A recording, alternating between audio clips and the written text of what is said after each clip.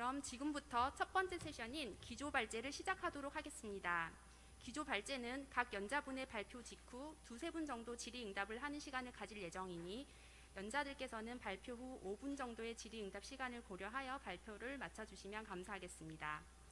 첫 번째, 코비드-19 팬데믹 역사적 조망에 대하여 최강원 교수님께서 발표해 주시겠습니다. 최강원 교수님은 서울대학교 의과대학을 졸업하시고 동대학원에서 의학 석사와 박사 학위를 취득하셨습니다. 서울대학교 병원에서 전공의와 감염내과 교수, 미국 하버드 의대와 텍사스 의대 MD 앤더슨 하스피털에서 초빙 교수를 역임하셨습니다.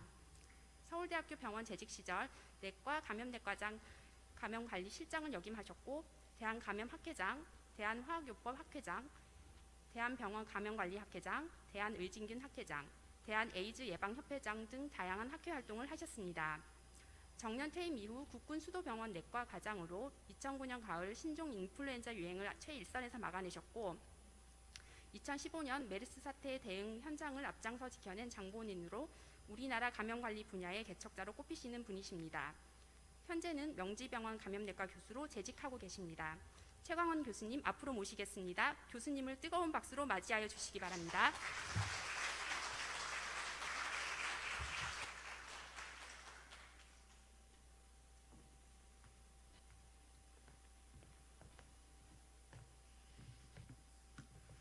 여러분 반갑습니다.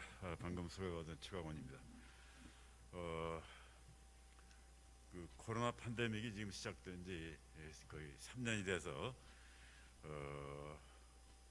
지금 질병 자체로 보거나 혹은 우리 사회적 대응에 있어서 전환점에 도달한 것도 지금 생각이 됩니다. 따라서 오늘 저는 앞으로의 그 팬데믹의 전망에 대해서 얘기를 하는데 내가 역사적인 조망이라는 이름을 붙인 거는 이 전망함에 있어서 1918년 스페니시 플루, 스페인 독감이 근현대에 들어서 최대의 팬데믹입니다. 모든 질병을 통틀어서.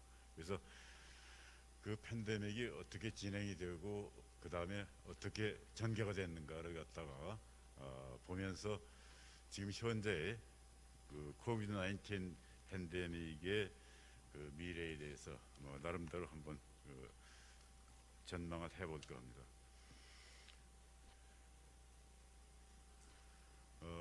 이거는 여러분들 너무나 잘 아시는 세계에서 가장 유명한 수산시장입니다. 중국 우한시의 화난 수산시장에서 여기서 2019년 12월 달에 최초의 그 코로나 환자가 발생했죠.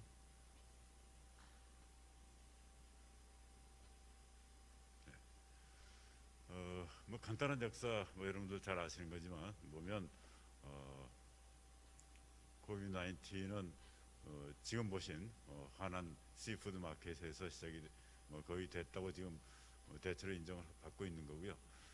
시기는 대개 11월 아니면 12월 2019년에 그리고 우리나라 첫 케이스는 그 이듬해 2020년 1월 20일 처음으로 첫 케이스가 발생이 됐고 WHO가 그 3월 11일에 들어서는 이제 드디어 팬데믹을 선언했습니다. 조금 늦은 감이 있지만 그래서 현재는 거의 리포트된 보고된 환자의 집계만 봐도 전 세계적으로 6억 명이 넘는다. 실제로는 아마 전 세계 인구의 거의 반 이상이 감염이 됐을 거다 지금 이렇게 생각을 하고 있습니다. 하여튼 보고된 숫자의 집계는 그렇고 보고된 사망자는 650만 명을 갖다가 지금 상회하고 있습니다. 사스 코로나 이 원인이 코비드-19 원인은 잘 아시는 사스 코로나 바이러스 2. 그래서 이건 베타 코로나 바이러스에 속하는 사스라든가 메르스 우리한테 굉장히 익숙한 이름이죠. 그거 같은 계열이고요. 파지티브 스트랜드 RNA 바이러스고 그다음에 레저버는 대체로 박쥐, 배트로 이제 배트에서 동남아 지역에 있는 혹은 중국에 있는 배트가 어떤 중간 숙주 애니멀을 통해서 이게 사람한테로 넘어온 거다 이렇게 지금 추측하고 있습니다. 뭐 한 가지는 이제 우한 바이러스 연구소에서 뭐 고의건 실수건 잘못해서 뭐 흘러나온 거 아니냐 뭐 그런 뭐 음모론 비슷한 얘기도 있습니다만은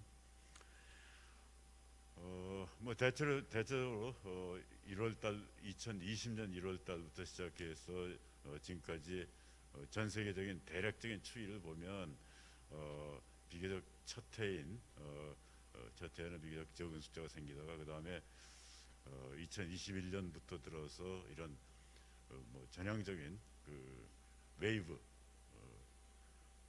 폼의 대유행이 겹쳐 있고 그 다음에 특별히 델타라든가 혹은 2022년 봄부터 여름 좀 전까지 유행했던 오미크론 유행이 이제 이런 계속되는 걸 볼 수가 있고요. 뭐 우리나라 거는 뭐 여러분들 너무 잘 아시지만 첫 환자가 1월 20날 생긴 이후로 뭐 지금 대개 한 5개 정도의 뭐 대유행이 있었다고 지금 보고 있는데 사실 지금 와서 생각하면 뭐 대유행이라고 하기는 좀 그렇습니다. 그러니까 1차 유행 같은 경우는 이게 신천지 교회를 중심으로 해가지고서 뭐 아웃브레이크에 가까운 그러니까 전체 그 웨이브가 끝날 때도 10,000명 정도밖에 안 됐기 때문에 뭐 실제로 그게 대단한 대유행이라고 보기는 좀 어려운. 두 번째가 2020년 8월 달에 이때도 뭐 아웃브레이크 형태로 비교적 환자가 생겨서 이때 와서 한 2만 명 정도 대략 한 2만 명 정도의 누적 환자가 생겼을 정도니까 우리나라가 굉장히 적은 좋게 말하면 굉장히 타이트하게 잘 컨트롤을 잘 했다 이렇게 볼 수도 있고 그렇습니다. 하여튼 다른 나라에 비해서도 굉장히 적은 편에 속하고 본격적으로 많이 퍼지기 시작한 건 연말 그 다음에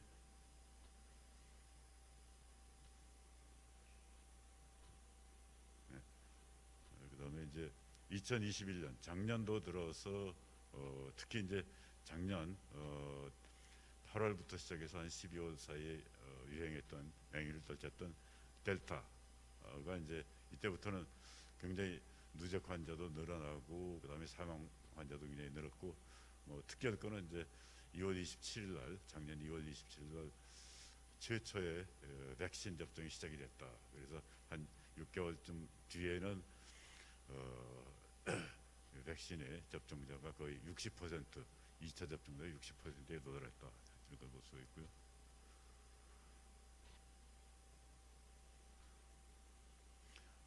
그다음에 이제 그 금년 들어서는 금년 2월 달부터 5월 사이에 이런 아주 큰 피크가 있었습니다. 그러니까 이때는 뭐 거의 우리나라 거의 100등 누적 환자 수 총수에서 뭐 100등을 넘었다시피 했었는데 단숨에 세계 최고로 이제 올라가는 그런 시기들이 한동안 계속이 됐죠. 그래서 여기서 보시면 누적 환자가 1,800만 명 하루에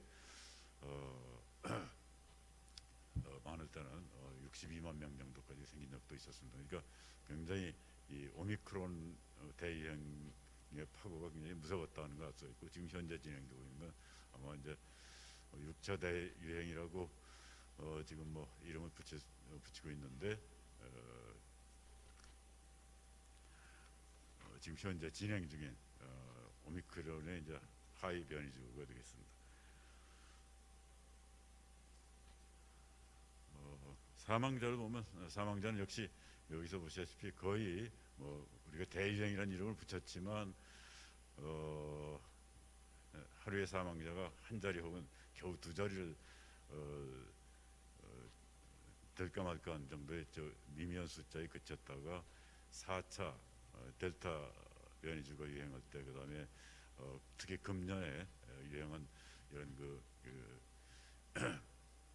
오미크론 변이주에 의한 대유행 시에 굉장히 올라서 지금 현재 26,000명을 갖다가 상회하고 있는 걸 볼 수가 있습니다.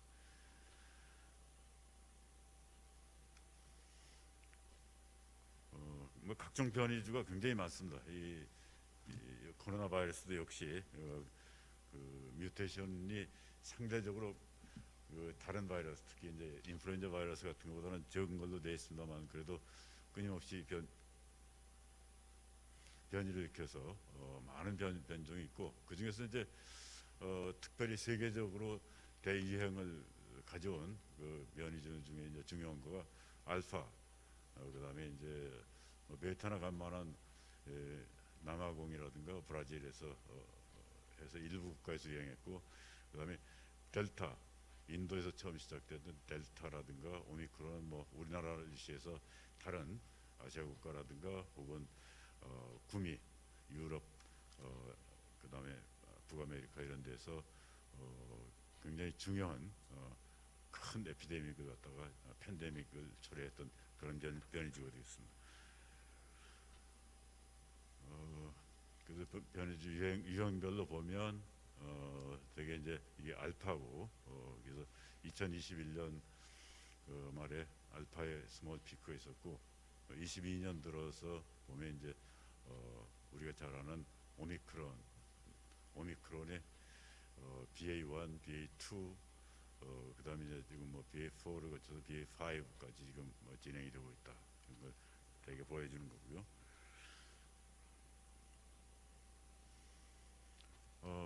뭐 오미크론은 뭐 여러분들 다 익숙하게 잘 아시겠지만 지금 현재 진행 중이고, 우리나라 환자의 대부분, 또 사망자의 대부분이 여기에서 발생했기 때문에 오미크론에 대해서는 특별한 의미를 갖다가 우리가 부여해야 되겠는데, 뮤테이션이 53개 정도 되고, 그 다음에 뮤테이션을 일으키면서 이 스파이크 프로틴에 주로 이제 30개의 뮤테이션이 모여 있으면서 트랜스미션, 전파력이 굉장히 파격적으로 증가했고, 이 전파력이 증가한다는 건 바이러스로 봐서는 굉장히 레플리케이션의 어드밴티지를 가져온다. 그 다음에 또 하나 중요한 특성은 이뮤 이베이전이 생겼다는 거죠. 그러니까 우리나라에서 이미 많은 백신이라든가 혹은 과거의 질병을 통해서 임뮤니티가 파퓰레이션에 많이 퍼졌는데도 인면 이베이전, 인면 면역을 갖다 회피하는 능력이 뛰어나기 때문에 오미크론 변이주에서 따라서 이게 리인펙션 레이트도 많고 계속 폭발적인 유행을 보이고 있고, 그 대신 중증도에 있어서는 상당히 낮은 걸 볼 수가 있어서 델타의 한 3분의 1 정도다 이렇게 추정을 하고 있습니다. 그 외에 이제 그 오미크론의 하위 변이죠, BA5, 4 이런 것들은 더 트랜스미션도 빠르고 조금 더 마일드한 이런 패턴을 보이고 있고, 그래서 이건 더 인면 이베이전 능력이 더 뛰어나서 결국은 이렇게 되면 앞으로 나타날 이런 새로운 팬데믹 웨이브의 전조가 된다 이렇게 추측할 수 있겠습니다. 이 그림은 처음 원조, 그러니까 우한에서 유행했던 원조부터 시작해가지고 그 다음에 알파, 델타, 그 다음에 오미크론, 이게 비교적 페이탈리티, 치명률이 비교적 높고, 특히 델타의 경우는 치명률이 이제 현저히 더 높은데, 반해서 이 오미크론은 이제 치명률은 오히려 낮으면서 대신에 여기는 이제 R0 베이직 리프로덕션 넘버 같은 건데, 이런 한 사람이 몇 명한테 감염을 시키느냐, 이런 전파력, 이걸 갖다 표시한 걸 보면 일로 갈수록 원저부터 시작해서 알파, 델타, 오미크론을 가면서 점점 증가하는, 전파 능력은 증가해서 거의 지금 오미크론 같은 경우는 미질에 버금갈 정도로 가장 전염성이 강한 전염병, 바이러스 전염병의 위치를 차지하고 있습니다.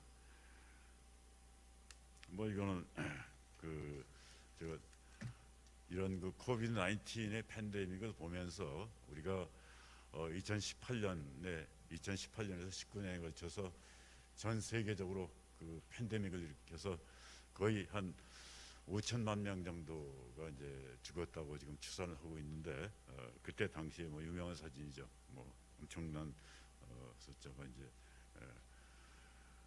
있고, 뭐 하다 보니까 이게 우리나라도 1918년 9월달에 첫 환자가 생겼다는 것 갖다가 케이스 리포트를 이분이 했습니다. 여러분들 잘 아시는 아마 스코필드 박사라고 캐나다에 있는, 우리나라에 와서 3.1운동 독립운동도 많이 도와주신 그분인데, 이제 미생물학 교수로 그 세브란스에 있었는데, 이분이 자마에 1919년 후에 이제 이걸 갖다가 보고를 한 게 남아 있습니다.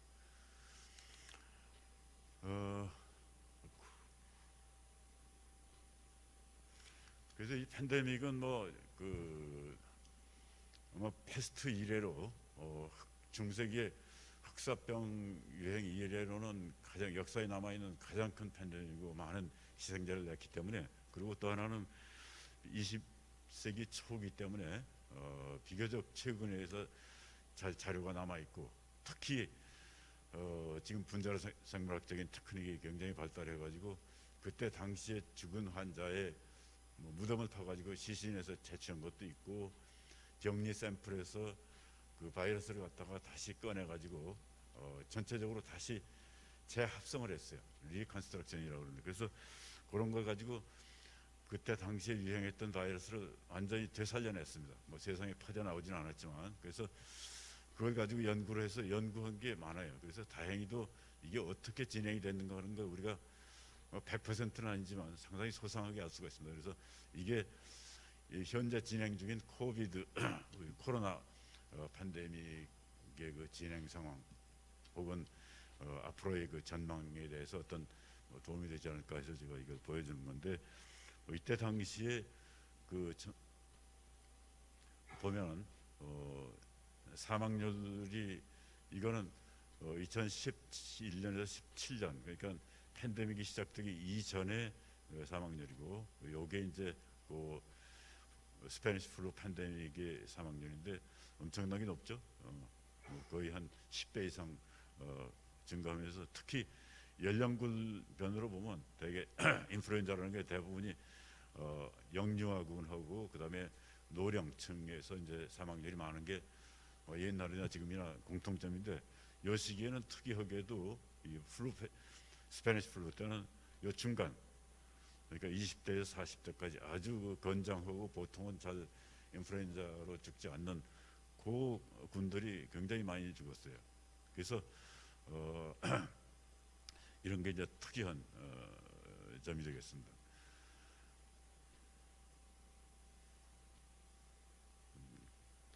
그래서 여기서 보시면 이게 2018년 1월 달부터 혹은 3월 달부터 시작해가지고 한 6월까지 끝나는 이게 첫 번째 스페니시 플루의 피크였는데, 이때는 비교적 그렇게 가벼운 걸로, 뭐 가볍지는 않지만 하여튼 보통 우리가 그 계절 독감 같은 그런 정도의 그 치명률을 보였는데, 한 6개월 후에 8월부터 시작해가지고 그 12월 그 피크가 10월 달인데, 이때는 폭발적으로 그 치명률이 높아졌어요. 그래서 저도 이게 궁금한 게, 여기서 여기 사이에 무슨 일이 있었던 건가. 이게 바이러스는 우리가 보면 같은 H1N1 바이러스가 이때도 나오고 이때도 나오는데, 불과 한 6개월도 안 된 사이에 이렇게 폭발적으로 그 치명률이 증가하고, 그 다음에 이제 연말부터 시작해서 19년 2월, 3월 이때까지 잠깐 유행했던 세 번째 웨이브가 있는데, 이때도 치명률은 이때보다는 많이 떨어졌지만 그래도 원래 있던 것보다는 아직도 높다. 그래서 이동안에 무슨 일이 있었는가 하는 것 갖다가 연구들을 많이 한 것 같습니다. 그래서 첫 번째 보면 선양드린 거고, 그 세컨드 웨이브. 그래서 이게 세컨드 웨이브가 되게 이제 18년 8월 12월 달 사이고 이때 대부분의 그 이때 당시에 희생자들이 이때 죽었어요. 세컨드 웨이브 때. 그래서 영아달트 그 청년들 한창 나이의 청년들이 많이 죽었고 그 다음에 특히 이제 아시아에서 그 심했는데 아시아라는 게 특별히 우리나라에서 한 12만 명이 죽었는데 인도에서는 한 2천만 명이 그때 죽은 걸로 돼 있어요. 뭐 정확한 숫자인지는 모르겠습니다만 그래서 이게 이제 아까 얘기한 대로 그 지인을 갖다가 그때 당시에 그 바이러스를 갖다가 다시 재구성해 가지고 그 독성을 테스트를 했어요. 그래서 실제로 이때 당시 다시 이제 리컨스트럭된 바이러스를 갖다가 마우스에다 주사한 걸 보면 이때 그 당시 그 병리 소견하고 일치해요. 그러니까 렁에 해머리지도 있고 굉장히 시비한 뉴모니아도 있고 그러면서 이제 그때 제네틱 체인지가 뭐가 있었나요? 그래서 1차에는 안 나타나고 2차에서 나온 그 제네틱 지인의 그 변동을 보니까 이제 되게 헤마갈루틴인 그 서피스에 있는 헤마갈루틴인 뭐 이건 일반적으로 뭐 중요한 적이고 그 다음에 폴리머레스 지인 새로 발견된 거는 폴리머레스 지인이 진 컴플렉스에서 중대한 변동이 있었다. 뮤테이션이 생기면서 2차 때 이렇게 그러니까 몇 달 동안에 이런 폴리머레스 지인의 뮤테이션이 생기면서 그 세컨드 웨이브 폭발적인 그 치명률로 유명한 세컨드 웨이브로 유명한 이게 나타났고 그 다음에 이제 그 인터페론에 대한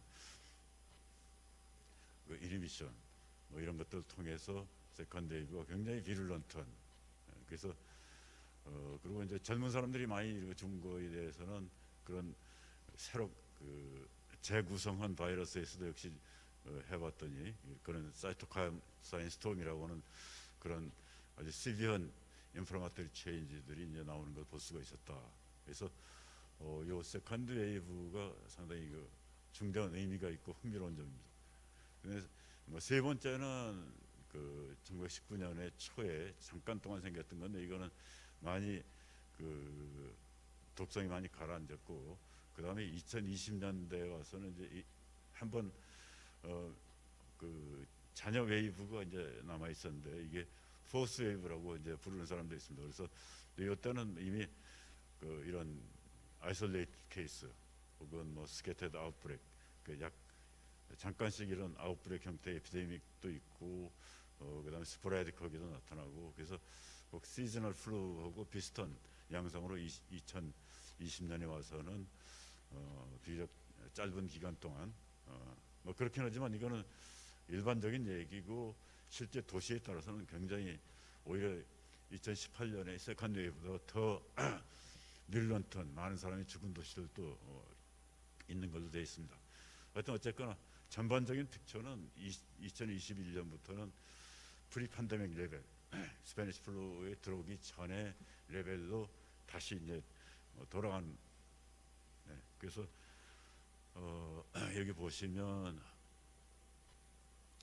이게 2020년 그 팬데믹이 끝나고서부터 29년까지 이 모텔리티 체인지를 보면 대개 거의 평상시하고 액세스 모텔리티가 별로 없이 평상시하고 같고 가끔 가다가 뭐 2022년, 2023년, 그다음에 26년, 그다음에 29년 요때 상당한 아웃브레이크, 에피데믹이 생겼어요.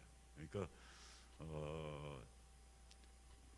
엔데믹으로 전환을 된 거죠. 시즈널 인플루엔자 엔데믹으로 됐지만 몇 년마다 한 번씩 이렇게 상당한 정도의 에피데믹이 이제 나타나는 걸 볼 수가 있다.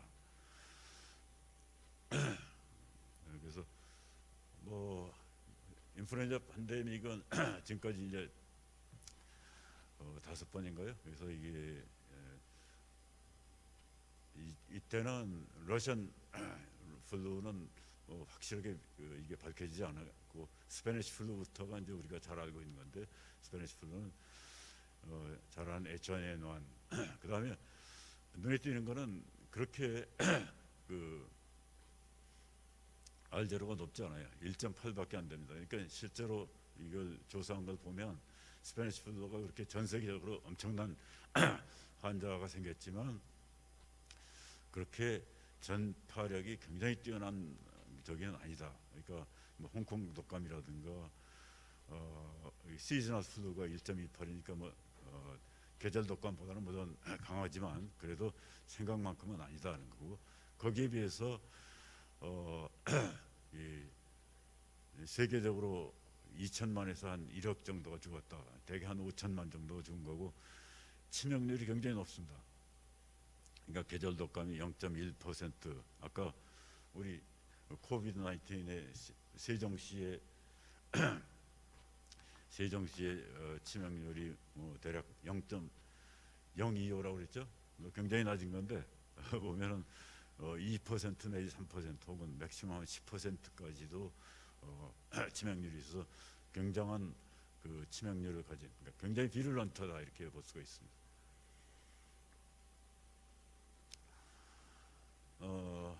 그래서 이제 제가 이 플루 1918년에 스페니시 플루를 이제 얘기를 꺼낸 거는 우리가 코비드 19의 팬데믹이 지금 진행 중이니까 이게 어떻게 팬데믹이 끝나가고 그 다음에는 어떻게 전개될 거냐는 걸 조금 뭐 추정을 해보고 싶은데, 물론 다르죠. 바이러스가 전에는 다른 바이러스니까 뭐 그대로 할 수는 없지만 큰 팬데믹이 끝날 적에는 대충 어떻게 곳을 치우는 걸 좀 흥미가 있어서 찾아봤는데,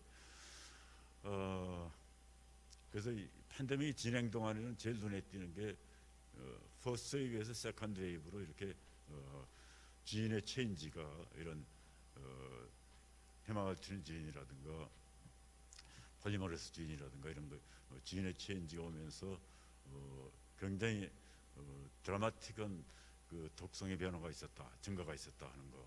그 다음에는 이제 이게 끝난 다음에 대개 한 18년부터 2020년까지 3년 동안 계속이 되다가 그 다음에 끝나고 난 다음에는 비교적 그 스테이블한 시즈널 플루로 전환이 되지만 중간중간에 몇 년마다 한 번씩, 그 2029년이라든가 1934년 이럴 때 에피데믹이 상당한 정도의 에피데믹이 나타났다. 그리고 또 하나 흥미있는 거는 이제 이 스페니시 플루의 그 인플루엔자 H1N1이 57년, 2009년 그 팬데믹까지 계속해서 이 바이러스는 전체는 아니고 바이러스의 세그먼트 일부, 뭐 5개 정도의 세그먼트가 그대로 남아 있습니다. 물론 그 중간중간에 뮤테이션 때문에 엔티제닉 드리프트가 계속은 됐지만 기본적으로는 이거의 후에 디센던트라고 부르는데 1918년 H1N1의 후손들이 아직도 현재 돌고 있는 팬데믹에서 나오고 있다는 걸 보여주고 있습니다.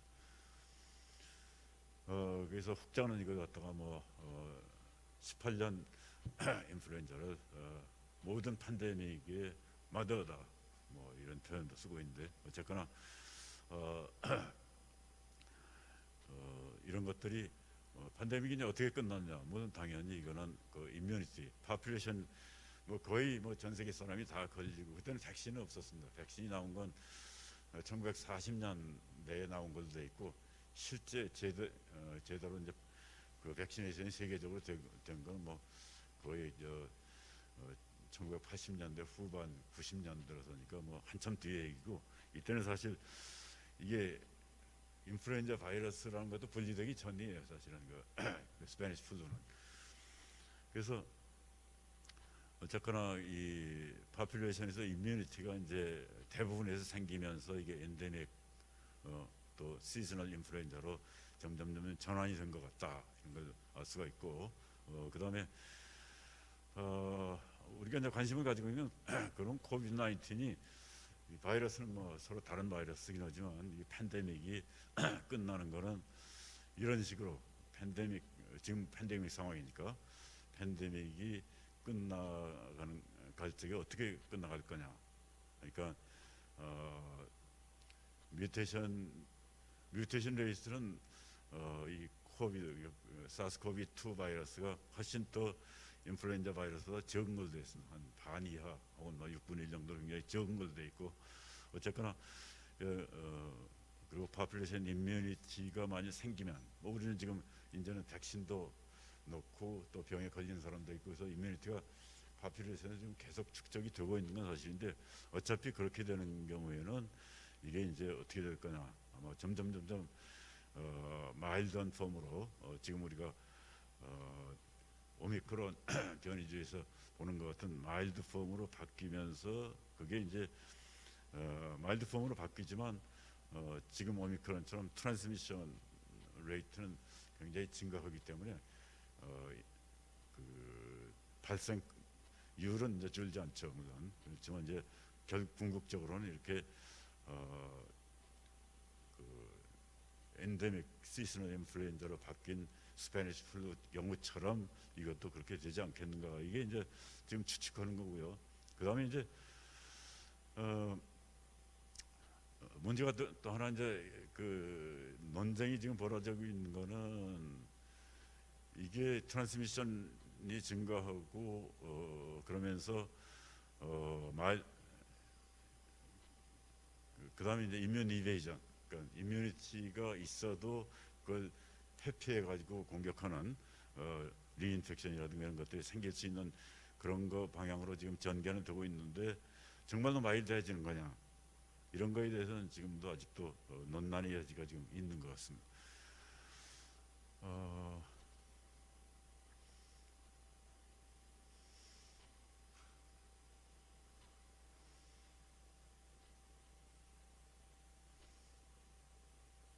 네, 그래서 몇 가지 공통점도 있어요. 뭐 그냥 아주 피상적인 겉으로 드러나는 공통점인데 바이러스가 다르니까 뭐 기본적으로는 다른 건데 그러나 이 팬데믹 상황에서 전개되는 패턴을 보면 몇 가지 눈에 띄는 공통점이 있는 하나는 팬데믹 상황에서 이제 이런 웨이브를 갖다가 이루고 있다. 대개 뭐 웨이브가 뭐 3개, 4개 뭐 몇 개가 될지 모르겠습니다만 하여튼 이런 웨이브가 형성이 되고 해서 계속해서 컨티뉴어스하게 올라가거나 이런 건 아니고 그 다음에 대개 한 2, 3년 정도의 코스 그러니까 뭐 적어도 스페니시 플루 같은 경우는 그 2년 혹은 뭐 크게 봐서 한 3년 동안에 이제 끝났고 그 다음에 이 웨이브가 각각 특성이 달라서 치명률도 다르다. 그러니까 팬데믹이 진행되는 중간에도 계속 제네틱 체인지가 와서 실제로 뭐 제네틱 체인지뿐만이 아니라 이제 다른 뭐 지금 같은 백시네이션이 나왔다든가 이런 여러 가지 다른 요소가 이제 끼기 하겠으나 하여튼 이런 페이탈리티라든가 다른 임상상이 다르다. 어쨌거나 나중에 끝에서 가서는 스페니시 플루 같은 경우에 보면 더 마일드해지고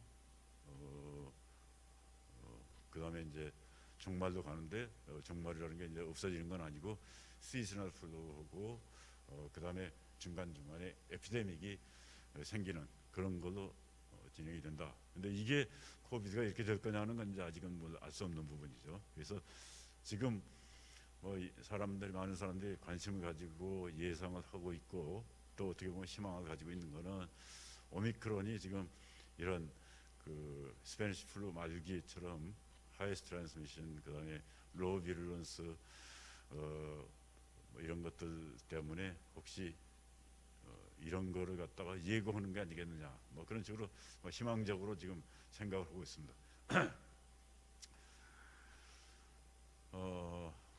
그래서 이런 웨이브 폼으로 이렇게 되어 있더니 웨이브라는 게 어떻게 결정이 되는 거냐 뭐 그래서 이건 바이러스 쪽의 요인으로서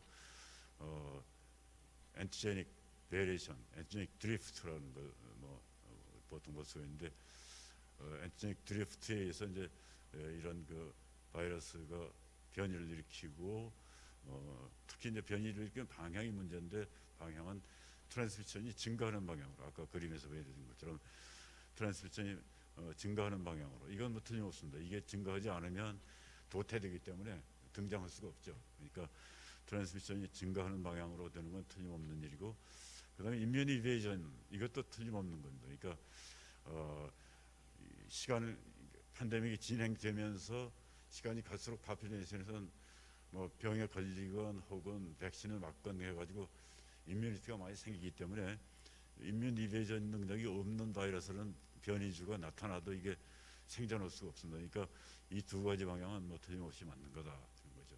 그리고 뭐 호스트 쪽의 팩터로서는 이제 이런 이뮤니티의 그 빌드업, 그 다음에 이제 우리가 백신뿐만이 아니라 우리 정책적으로 뭐 마스크를 쓴다든가 손 씻기, 소셜 디스텐싱 뭐 이런 것들 여러 가지 정책, 그 다음에 이제 서셉터 파퓰레이션이 얼마나 되느냐, 이건 뭐 백신을 안 맞았거나 못 맞은 사람의 숫자가 얼마나 되느냐, 여기에 따라서 이게 이제 웨이브가 결정이 되겠죠. 그래서 그 이제 바이러스가 이제 어떻게 될 거냐, 바이러스가 어떤 방향으로 지금 나갈 거냐, 이건 금방 말씀드렸지만은 트랜스미션이 증가하는 쪽, 그러니까 패스터 레플리케이션이 많이 되고, 그 다음에 이게 빨리 확산이 되고, 기침이라든가 재채기를 통해서 확산이 되고, 이런 것들은 주로 트랜스미션의 팩터는 이거는 특히 이제 팬데믹의 초기, 그러니까 이뮤니티가 이제 많이 그 생기기 전에는 특히 이런 트랜스미션을 결정하는 인자가 굉장히 중요하고, 후반기에 갈수록 이제 이뮤 이베이전이 이제 중요해지는데 이뮤니티가 파퓰레이션에 많이 쌓이면 이걸 갖다가 회피하는 능력을 가진 바이러스가 이제 유리해집니다. 그러니까 뉴트럴링 엔티바디를 갖다가 피할 수 있는 우리 오미크론이라든가 뭐 BA5 오미크론이라든가 이런 것처럼 이런 이뮤 이베이전 능력이 있느냐 없느냐. 근데 이게 증가하는 쪽으로 이제 당연히 이볼브가 될 거고, 그다음에 이제 그 후기, 그러니까 팬데믹이 진행될수록 이뮤 이베이전 능력이 이 바이러스에서 굉장히 중요한 요소가 될 거다 이런 거예요. 마지막으로 이제 비룰런스 문제인데 얼마큼 독성, 중독, 위중증을 일으키냐, 클리니컬로 시비어한 폼을 일으킬 거냐 하는 건데, 이거는 대체로 봐서는 우리 클래식하게 얘기할 적에는 소위 코이볼루션 해가지고 호스트 패러사이트 간의 코이볼루션을 일으켜서 바이러스 쪽에서는 비룰런스를 감소한 쪽으로 이볼브가 된다고 하는 게 이제 그 오소독스한 아주 그 일반적인 해석인데, 이제 그게 꼭 그렇지는 않다 하는 반론도 만만치가 않습니다. 그래서 그 다음에 이제 인데믹으로 된다.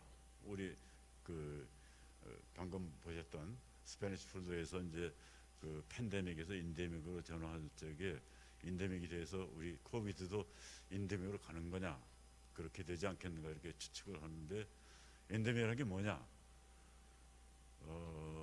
근데 이게 사실 굉장히 여기서 보시면 뭐 여러 가지 데피니션들이 많이 나와 있는데, 하여튼 요컨대 스테디하고 프리딕터블 인펙션의 그 인펙션이 이렇게 생기는데 비교적 스테이블하고 이렇게 갑자기 피크 올라가거나 이런 게 아니고 스테디하게 이렇게 되고, 또 예측 가능한 범위 내에서, 그러니까 여기서 주의할 거는 스테디하다고 그랬지 혹은 프리딕터블하다고 그랬지 이게 숫자가 적게 생긴다든가 혹은 시비하지 않다는 의미는 전혀 없습니다. 엔데믹의 의미에. 그래서 우리가 이게 그 인플루엔자도 그렇고 특히 코로나의 경우는 지금 앞으로 이제 닥쳐올 일이기 때문에 알 수는 없지만, 지금 예측하기에 이제 엔데믹 쪽으로 갈 거다 하는 거는 지금 예측을 하고 있지만, 그렇다고 해서 그러면 엔데믹이 되면 이게 정말 마일드해지고 숫자도 줄어드는 거냐, 이거는 꼭 그렇지는 않다는 거죠. 그래서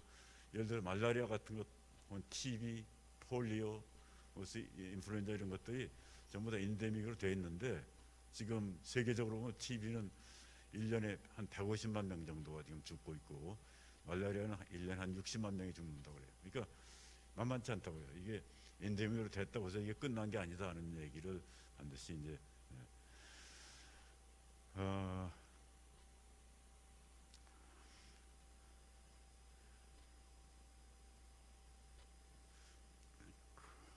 그다음에 이제 어떻게 될 거냐? 뭐 알 수 없죠. 이건 뭐 잠정한 인상 알 수는 없는데 우리가 지금 아까 스페니시 플루 팬데믹의 경험이라든가 그 다음에 경과 전개 과정 그 다음에 현재까지의 그 코비드 19의 그 전개 과정을 보면 대체로 봐서는 이제 마일드해지고 그 치명률은 낮아지고 뭐 그런 경향을 지금 분명히 보이고 있어서 대체로 어느 방향으로 가고 있다 하는데 엔드 포인트가 어디냐 하는 건 사실 잘 모르죠. 그래서 몇 가지 큰 캐테고리를 짐작해 볼 수 있는 건 이게 이레디케이션이 될 거냐. 맨 처음에는 뭐 그렇게도 생각한 사람도 뭐 있었던 것 같아요. 그래서 완전 이레디케이션은 뭐 사실 지구상에서 없어지는 거니까 지구상에서 없어진 사람의 인펙션에 대해서는 스몰박스밖에 없지 않습니까? 그러니까 이거는 불가능하다. 왜냐하면 스몰박스 같은 거는 이게 안티제닉 드리프트라든가 안티제닉 베리에이션 변이도 없고 그 다음에 라이프롱 이뮤니티가 있어가지고 한번 걸리든지 혹은 뭐 그러고 하면 평생 동안 해서 가고 근데 이거는 엔티제닉 드리프트 그 다음에 베리언트가 계속 나타나고 그 다음에 이뮤니티가 생겨도 자꾸 이뮤니티가 떨어지고 감소되고 그래서 이런 것들은 소위 우리가 스몰박스라든가 뭐 이런 데서 기대하는 이레디케이션은 전혀 맞지 않습니다. 그러니까 불가능한 거의 뭐 불가능하다고 보시면 되고 그 다음에 이제 뭐 홍역같이 되기도 어려울 거다. 뭐 이런 똑같은 이유에서 홍역같이 되기도 어려울 거고 아마 혹자는 이제 이게 RSV 바이러스 같이 파퓰레이션 임뮤니티가 생기면 임뮤니티가 없는 어린애들에서는 어린애들이 병이 되고 어덜트는 혹시 걸리더라도 마일드하게 지나갈 거다. 이런 정도가 아니겠는가. 또 하나는 이제 인플루엔자 타입, 시즈널 인플루엔자 이게 뭐 제일 흔히 지금 얘기하는 건데 계절 독감하고 거기에다가 에피데믹이 가끔 낀다. 뭐 이런 정도가 아니겠는가. 그다음에 이제 뭐 이렇게 마일드하게 인데믹화 하더라도 역시 인플루엔자 바이러스는 마찬가지로 이것도 리캄비넌트가 생깁니다. 리캄비넌트가 생기면 이거는 아주 드라스틱하게 이 제네틱 체인지가 생기기 때문에 이런 그 애니멀들 밍크라든가 뭐 디어라든가 이런 뭐 야생동물에서 생길 수도 있고 만일 이게 리캄비넌트에서 메이저 체인지가 생기면 이거는 새로운 팬데믹이 올 수도 있을 거다. 뭐 이건 뭐 가능하겠죠. 당장 지금 현재 눈앞에 있는 건 뭐 눈앞에서 걱정할 문제는 아닌 것 같습니다. 그래서 이제 그 옥스퍼드에 있는 카츠라키스란 그 이볼루셔너리 바이올로지스트가 그 제기한 반론이 하나 있길래 제가 가져왔는데 바이러스가 그냥 그 인데믹이 된다. 그래도 이게 반드시 그러면 비나인하게 되는 거냐? 바이러스의 이볼루션 방향이 아까 트랜스미션이 증가되고 그 다음에 이면 이베이전이 생기고 이런 쪽으로 진화된다는 거에 대해서는 이의가 있을 수가 없는데 이게 반드시 마일드하게 돼야만 되는 거냐? 그런 운명이냐? 그건 그렇지 않다는 거예요. 그러니까 우리가 보통 호스트 패러사이트 릴레이션 코이볼루션 얘기할 적에는 조금 목적론적으로 생각해서 이 패러사이트 입장에서는 호스트가 살아있고 그 다음에 계속해서 그 호스트에서 어떤 이득을 취할 수 있는 방향으로 진화가 된다고 이제 보는 건데 반드시 그렇지는 않다. 그래서 이 사람이 예를 들고 있는 거는 코비드 19이 그냥 델타 베리언트를 봐라. 우리 델타 작년 그 8월 달부터 한 연말까지 델타의 굉장히 그 심한 사망률도 치사율도 높고 그래서 델타 베리언트도 있고 그 다음에 스페니시 플루에서 세컨드 웨이브를 봐라. 그러니까 퍼스트 웨이브보다 더 뒤에 왔는데도 훨씬 더 극적인 치명률을 보인 세컨드 웨이브도 나타나지 않냐. 그러니까 이게 반드시 모든 이런 팬데믹이 진행할 적에 반드시 좋은 쪽으로 마일드한 쪽으로만 진행되는 보장이 아무것도 없다. 그리고 예를 든 게 이제 말라리아라든가 TB 같은 것들은 오래전에 엔데믹으로 전환했어도 아직도 엄청난 그 희생자를 내고 있으니까 우리가 반드시 이걸 당연한 걸로 생각하는 건 우리다. 뭐 일리가 있는 얘기입니다. 그래서 이런 새로운 베리언트가 나오면 반드시 이게 마일드한 쪽으로만 진행된다는 것은 아니고 어느 정도는 언프레딕터빌리티가 있는 거고 그래서 그 사람은 there's no predestined 이 사람은 predestined 아예 처음부터 운명이 바이러스의 이볼루션은 마일드한 쪽으로만 간다 이런 거는 그런 아웃컴은 없다. 특히 사스 코로나 바이러스에서 꼭 그런 걸 갖다가 당연한 걸로 기대하지 말아라. 뭐 그런 뜻이 되겠습니다. 그리고 그 다음에 이제 이거 바이러스 나중에 이게 전개되는 과정이 어떻게 전개될 거냐 하는 거는 바이러스 이볼루션 어떻게 제네틱 체인지가 올 거냐 하는 거고 그다음에 파퓰레이션 임뮤니티가 어떻게 변할 거냐 이런 거고 이제 관계가 있다. 그래서 뭐 요컨대 트랜스미션 그다음에 그 이면 이베이전 이런 성격을 가진 새로운 변이주가 앞으로도 상당 기간 나올 거다 하는 게 대체로 봐서 예상이 되고요. 그게 이제 마일드해질 거다 하는 것도 지금 대체로 봐서는 여기서도 보시면 이게 2020년 9월 달부터인데 이 페이탈리티입니다. 그러니까 치명률을 보면 이 초록색이 한국이에요. 근데 초록색도 보면 물론 이제 통계라든가 이런 것들이 초창기하고 달라지긴 했는데 계속해서 전반적으로는 좀 이렇게 낮아지고 있는 그런 추세를 보이고는 있습니다. 그리고 이건 뭐 우리만 그런 게 아니고 다른 나라도 마찬가지예요. 근데 단 다른 나라 중에서 이 미국은 빼야 되는데 미국은 이제 같은 기간 동안에 이걸 보면 이런 데는 뭐 거의 비슷하죠. 비슷한데 델타 우리 작년 하반기에 있었던 델타 때도 뭐 우리나라나 미국이나 비슷하게 치명률이 높죠. 그렇지만 이 오미크론 금년 전반기에 나타난 오미크론 변이주에 의한 치명률을 보면 우리나라는 이렇게 낮은데 치명률입니다. 이거는 사망자 수가 아니고. 근데 미국 치명률이 이렇게 높아요. 근데 이게 그 우리나라뿐만이 아니라 다른 선진국 OECD 선진국 그 치명률 추이를 보면 다른 나라도 뭐 이게 숫자는 조금씩 차이가 있지만 이런 식으로 내려오고 있는데 유독 미국만 이렇게 올라가요.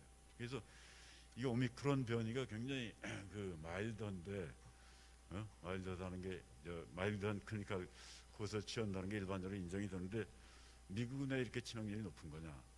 그래서 그 해석은 저도 그게 굉장히 궁금했는데 그 해석은 여러 사람이 이거는 미국이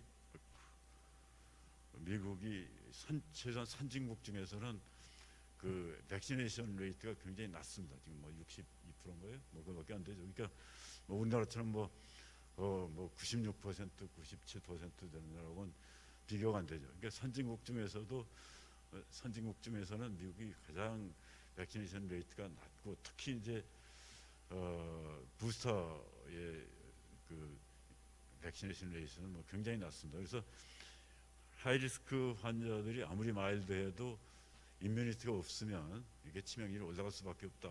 그러니까 백시네이션의 중요성을 강조하는 뭐 그게 이제 꼭 백신만은 아니겠습니다만 뭐 제가 보기도 이게 가장 중요한 요소는 미국이 미국 국민들이 백신을 갖다가 제대로 열심히 안 맞아서 이런 결과가 나오지 않았는가 이렇게 생각합니다.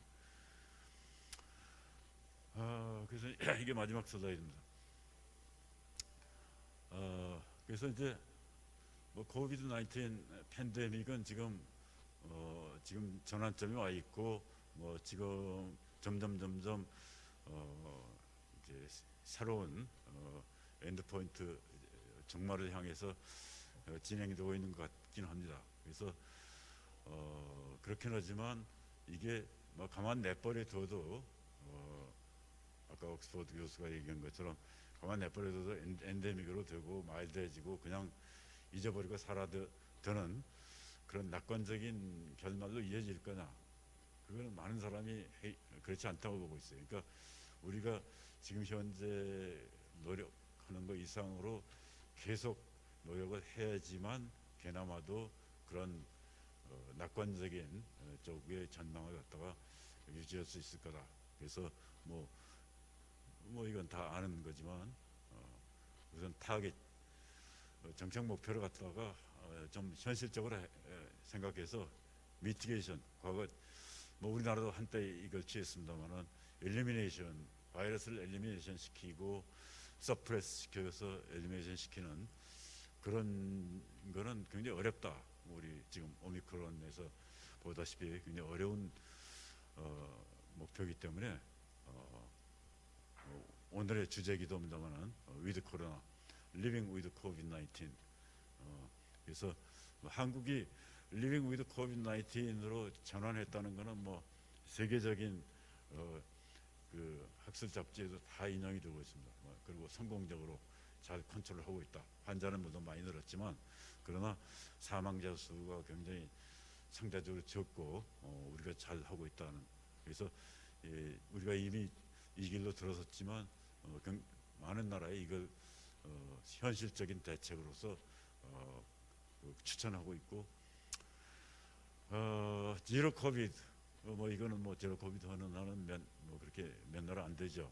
다 한국, 뉴질랜드 이런 뭐 타이완 이런 나라들 다 이제 포기하고 다 일로 돌아섰는데 뭐 중국 정도가 중국, 북한 뭐 이런 정도가 뭐 이제 제로 코비드일 텐데 뭐 이게 과연 서스테이너블 한 거냐? 이거는 뭐 잠깐 동안은 가능할지 몰라도 이게 과연 현실적이고 지속 가능한 거냐 하는 거는 뭐 저도 그렇고 대부분 사람들이 뭐 중국 말고 대부분 외국 사람들은 대부분 다 이건 그렇게 되기는 어려울 거다. 앞으로 장래가 어떻게 될지 이제 그러니까 이건 예측하기 좀 어렵습니다. 그래서 현실적인 그 정책을 펴라는 거고, 프라이어리티 우선 그 노인이라든가 면역 저하자, 그다음에 뭐 헬스케어 워커는 또 다른 이유로 해가지고 이 사람들한테 집중적으로 모든 이런 그 예방 노력을 또 집중하라. 이것도 지금 우리나라에서 잘 하고 있는 거고요. 그다음에 이제 백신에 대해서는 뭐 우리나라는 아주 뭐 지금 현재 백신 접종률 면에서 세계 톱 정도를 달리고 있는데, 문제는 이게 지금 그 팬데믹을 끝내려면 우리나라만 잘해가지고는 이게 되질 않는다 이 말이죠. 그건 뭐 우리나라뿐만 아니라 뭐 영국이건 프랑스, 독일이건 한 나라에서 완벽하게 다 백시네이션 100%를 넘는다 하더라도 이게 아프리카라든가 아시아의 개발도상국에서 백신을 못 맞거나 안 맞는 나라가 있어가지고 거기에서 계속해서 이 에피데믹이나 팬데믹이 진행이 되면 거기에서 새로운 변이주가 계속해서 생길 수 있고, 그 새로운 변이주가 생기면 또 지금까지 잘 컨트롤되어 있던 뭐 한국이라든가 다른 선진국으로 다시 재유입돼서 또 시작이 될 수가 있기 때문에 이거는 공평하게 다 나눠서 글로벌하게, 그러니까 아프리카나 아시아에도 뭐 공짜로 주건 기술 이전은 혹은 어지간 어떻게 해가지고서 그런 나라도 다 백신을 충분히 공급해서 이뮤니티를 길러주어서 새로운 변이주가 생기지 않도록 해야지만 이게 팬데믹이 끝날 수 있을 거다. 이거는 뭐 전 세계적인 퍼스펙티브에서 생각해야 될 뭐 유엔이라든가 WHO 각국 정부의 정책의 그 우두머리들이 머리를 맞다고 이제 해야 될 일이죠.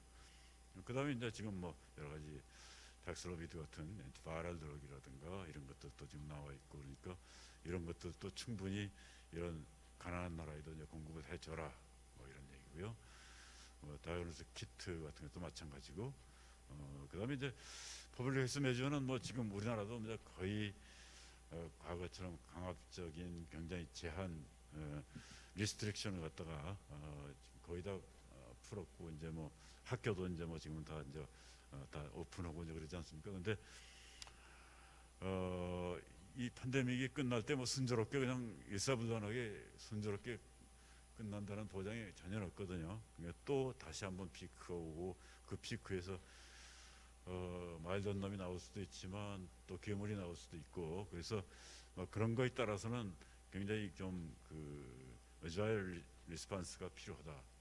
뭐 당연한 얘기지만 그러니까 예를 들어서 거리두기를 우리가 지금 뭐 다 풀었지만 뭐 경우에 따라서는 또 다시 필요하면 플렉시블하게 운영을 해서 너무 우리가 뭐 이런 그 교도주의적인 그런 경직된 보건 정책을 펴지 말고 상황을 봐가지고 근데 상황을 보려면 서베일런스를 계속해서 감시의 눈을 잠시도 늦추지 말아라 이런 얘기고요.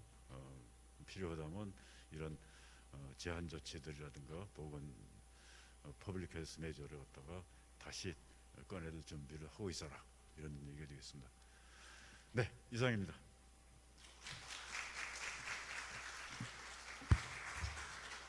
네, 최강원 교수님의 발표 감사합니다.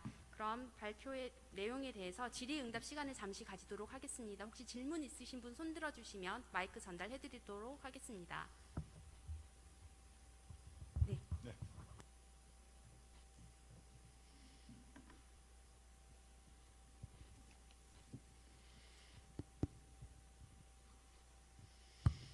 네, 선생님 강의 잘 들었습니다. 그 100년 전에 스페인 독감하고 그다음에 코로나19의 좀 전개 과정을 같이 비교해 주셔가지고 통찰력을 갖게 하는데 굉장히 도움이 된 것 같습니다.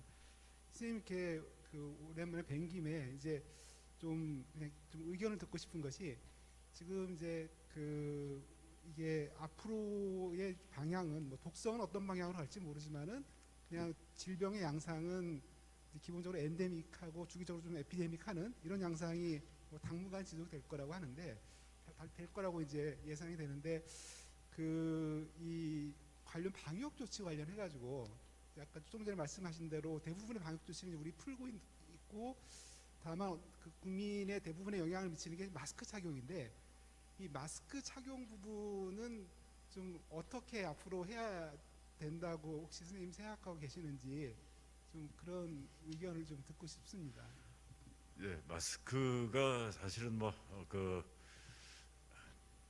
온갖 제한 국민들이 이제 그 뭐 말은 별로 안 하지만 그 상당히 불만을 가지고 있고 불편하고 뭐 저도 불편하고 여러분도 불편한데 이 마스크가 지금 남아 있는 제한의 뭐 대표적인 거죠. 근데 지금 현재로서는 뭐 당연히 저는 마스크를 실내에서는 당연히 쓸 수밖에 없고요. 지금도 뭐 지금 뭐 다 지나간 것처럼 그렇지만 하루에 뭐 11만 명, 뭐 16만 명 이렇게 생기지 않습니까? 그러니까 물론 언제까지 계속되지는 않겠지만 특히 이런 어큐트 그 팬데믹 웨이브가 진행 중인 상황에서는 마스크를 갖다가 물론 써야 되고요. 이제 점점 이제 그 점차 이제 마스크를 갖다가 실내에서조차도 빨리 벗어야 될 텐데 지금 현재 같은 뭐 진행 중인 웨이브라든가 혹은 금방 임펜딩 새로운 웨이브가 있을 적에는 뭐 예상이 되는 경우는 저는 마스크는 유지해야 되는 게 보는 게 불편한 거는 사실이지만 사실 가장 값싸고 이펙티브하고 이런 면에서 다른 어떤 거리두기도 같이 하면 좋지만 거리두기는 굉장한 비용을 유발하지 않습니까? 사회적인 경제적인 뭐 사람 제한을 한다든가 근데 거기에 비해서 마스크는 사실 뭐 마스크 공짜는 아니지만 마스크 값도 싸고 비교적 효과도 좋고 그래서 저는 적어도 당분간은 가까운 시일 내에는 실내에서 마스크를 벗는 거는 좀 시기상조고 이건 충분히 우리가 안심할 수 있을 적에 해도 늦지 않겠다 이런 생각입니다. 그래서 다른 거는 조금 약간 리스크 뭐 예를 들어서 학교를 갔다가 뭐 개학을 해서 대면 수업을 한다든가 이런 거는 리스크가 좀 있어도 해야 되지만 마스크는 이건 계속 유지하는 게 당분간은 좋다고 저는 생각합니다. 네. 네, 교수님 강의 잘 들었습니다. 결론이 이제 바이러스와 사람 간의 코이볼루션 시어리를 따라서 좀 마일드하게 가기를 하는 그런 결론으로 나섰는데 그러지는 않은 것 같습니다. 그래서 어떻게 될지 저도 참 궁금하기도 하고 걱정이 되기도 하는데 뭐 깊이 생각한 것은 아닌데요. 오늘 이제 인플루엔자를 말씀해 주셨지만 자세히는 모르겠지만 2000년도 저희가 이제 이레디케이션 시켰지만 백신이 있기 이전에는 상당 기간 인류를 괴롭히고 치명률도 높게 유지를 한 것으로 저는 알고 있는데 혹시 뭐 인플루엔자와 천연두의 어떤 뭐 그런 차이점이 뭐 어디에서 기인을 했는지 혹시 인플루엔자와 스몰폭스가 인플루엔자는 큰 아웃브레이크 있고 그 다음에는 이제 거의 뭐 엔데믹 수준으로 이렇게 마일드하게 진행이 됐지만 스몰폭스는 오랜 기간 동안 높은 사망률과 또 트랜스미시빌리티를 가지고 유지가 된 것 같은데 어떤 차이 때문에 그랬을지 있으신가요? 그 스몰박스는 이제 제너가 이제 백신을 개발하기 전까지는 뭐 대표적인 뭐 패스트만큼은 아니지만 근대의 대표적인 그 팬데믹 내지 에피데믹을 일으키는 전염병이 우리나라에서도 뭐 공보들이 많았죠. 뭐 6.25 전란 직후까지도 이제 그럴 정도로 많았기 때문에. 근데 이제 뭐 제일 큰 차이는 여러분들 잘 아시겠지만 이 바이러스가 그 인플루엔자 바이러스는 뭐 그 8개의 세그먼트로 되어 있고 그게 그 엔티제닉 베리에이션이 드리프트라고 그러죠. 엔티제닉 베리에이션이 끊임없이 일어나고 굉장히 뮤테이션이 잘 일어나고 또 경우에 따라서 뭐 엔티제닉 시프트라고 그래가지고서 다른 종에서 새로운 그 세그먼트가 들어오기도 하고 이렇게 리컴비넌트가 되기도 하고 그래서 굉장히 변이가 심하고 이뮤 이베이전도 잘 되고 그래서 지금 우리가 매년 백신을 맞고 있고 그렇지만 백신 효과라는 게 한 뭐 60%뭐 그거밖에 안 되지 않습니까? 평균적으로. 그래서 이거는 아까 그 이뮤 이베이전이라든가 이런 면에서 완전히 컨트롤은 안 되는 그런 병의 대표적인 거고 코비드도 뭐 그런 루트를 취할 것 같은데 스몰박스는 아주 특이한 그 바이러스죠. 그런 면에서 온다고. 왜냐하면 스몰박스는 그런 엔티제닉 베리에이션이라든가 이런 것들이 거의 없어요. 그러니까 새로운 변이주가 새로 나타나서 기존에 이 사람이 가령 백시네이션 스몰박스 백시네이션 해서 임뮤니티가 생겼는데 그걸 이베이드 해가지고 새로 또 리인펙션이 된다든가 혹은 브렉스루 인펙션이 생긴다든가 이런 게 별로 없고요. 그래서 이번에 그 멍키박스 유행 때도 보니까 지금 70이 넘은 사람, 뭐 저도 70이 넘었습니다만 70이 넘은 사람들 백신을 맞았는데 블러드를 뽑아서 보면 지금도 거기 그 뉴트럴라이징 엔티바디가 있어요. 백신 맞은 거에 대해서.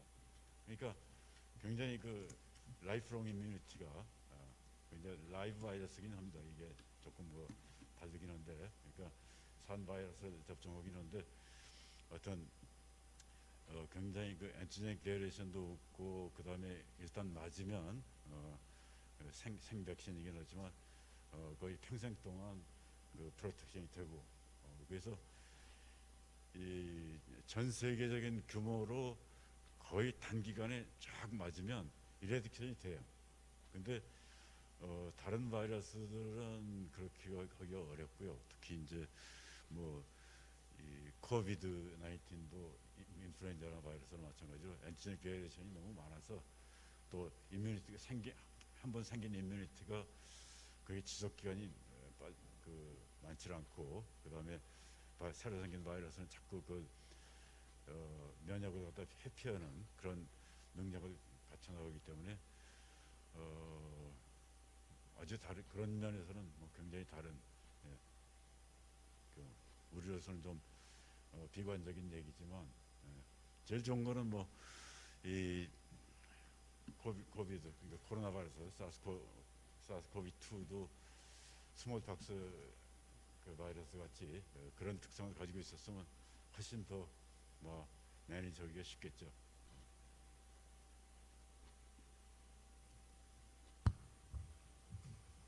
네, 이상으로 코비드-19 팬데믹 역사적 조망에 대한 발표와 질의응답을 마치도록 하겠습니다. 최광원 교수님께 다시 한번 큰 박수 부탁드립니다. 다음 두 번째 기조 발제는 소아청소년의 코로나19 틸 오미크론 앤 비욘드라는 제목으로 최은하 교수님께서 발표해 주시겠습니다.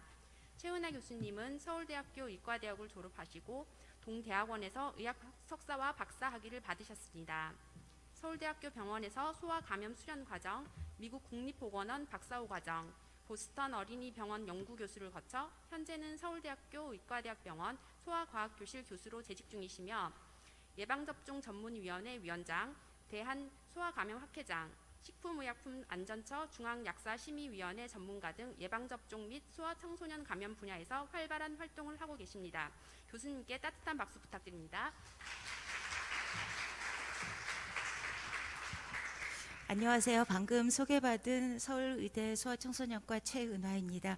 오늘 특별히 오늘 그 2주년 기념 심포지움에서 소아청소년의 코비드-19에 대한 강의를 할 수 있는 기회를 주셔서 감사드립니다. 제가 가지고 온 제목은 소아청소년의 코로나19 지금 오미크론까지 그리고 그 이후라는 소제목을 가지고 강의를 드리도록 하겠습니다. 첫 번째는 소아청소년 코로나19 이해하기라는 제목으로 발생 현황, 질병 부담 그리고 소아에서 롱 코비드에 대해서 소개해 드릴 예정이고요. 계속해서 아직 우리나라의 소아청소년을 대상으로 한 코로나19 백신 접종을 어떻게 해결해야 될지 상당히 어려운 난제인데 이 부분에 대한 전략을 마련하기 위한 부분 그리고 전반적인 소아청소년 코로나19 관리를 위한 제언을 말씀드리도록 하겠습니다. 코로나19 팬데믹이 시작이 되었을 때 과연 소아청소년은 잘 걸리는 것인가?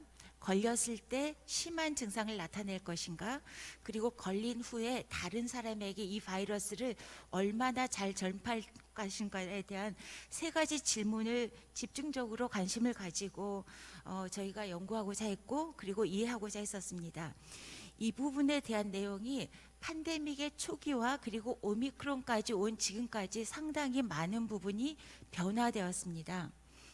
먼저 아주 초반에서의 데이터를 보면은 소아가 코로나에 잘 걸리는지 안 걸리는지에 대한 자료를 소아 10세까지 그리고 10세 이상인 청소년을 비교를 했었을 때 대부분의 연구에서 소아는 코로나19에 어른에 비해서 잘 걸리지 않는다라는 게 대부분의 자료에서 보여지는 그런 연구 데이터들이었습니다. 반면에 청소년은 잘 걸리기도 하고 덜 걸리기도 한다라는 결론을 내릴 수 없는 그런 자료로 요약을 할 수가 있었습니다. 이 부분은 소아는 어린아이들은 잘 걸리지 않는다라는 그런 자료였었고요. 그리고 아이들이 코로나에 걸렸을 때 가족 구성원에게 이 바이러스를 얼마나 쉽게 전파를 시킬 수 있는지에 대한 자료를 봤었을 때 이거는 국내 자료가 됐었는데요. 가족 내에 어린아이가 맨 처음에 감염됐었던 인덱스였을 때 가족에게 전파하는 그 확률을 봤었을 때 매우 낮았다. 즉 아이들은 아마도 감염된다 하더라도 가족에게 전파하는 그런 가능성이 성인보다는 더 낮다라는 그런 자료로 요약이 됐었습니다. 아이들을 조금 이해를 시키기 위해서 아이들이 주로 생활하는 곳은 지역사회와 그리고 가족 그리고 어린이집이나 학교가 되겠습니다. 노멀리 그러니까 팬데믹이 없고 그리고 마스크를 사용하지 않고 그리고 학교에 출석한다라고 하면은 아이들의 감염은 거의 대부분 어린이집과 학교에서 이루어지게 됩니다. 그런데 이제 팬데믹 때 학교가 문을 닫게 됐고 등교 수업을 안 하게 되니까 이 소아에서의 감염이 이루어지는 메인 포켓이 이제 클로즈하게 되면서 전파 자체가 이 학교에서 가족으로 학교에서 지역사회로 전파되는 것 자체가 차단되었다라는 점이 큰 변화가 되겠고 이게 실제로 우한에서 과연 평상시에 아이들의 접촉 패턴은 성인과 어떻게 차이가 있는지를 봤었을 때 지금 각 연령을 5세 단위로 나눴었을 때 우한 지역과 상하이 지역에서 보면은 소아는 같은 또래 애들끼리 아주 빈번한 접촉을 이루고 성인도 같은 연령끼리 모이기는 하지만은 그 접촉의 빈도나 접촉 정도는 비교할 수 없을 정도로 소아에서 흔한데 실제로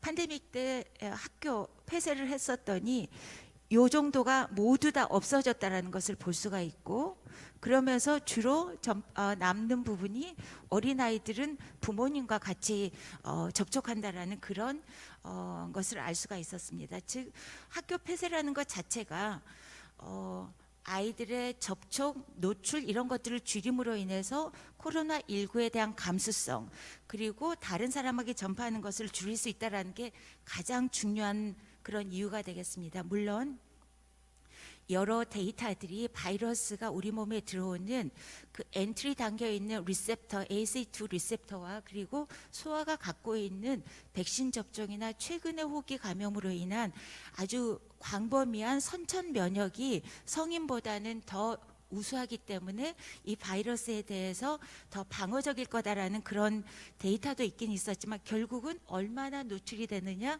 얼마나 접촉이 되느냐가 소아에서의 발병 여부를 결정하는 중요한 자료임을 알 수가 있었습니다.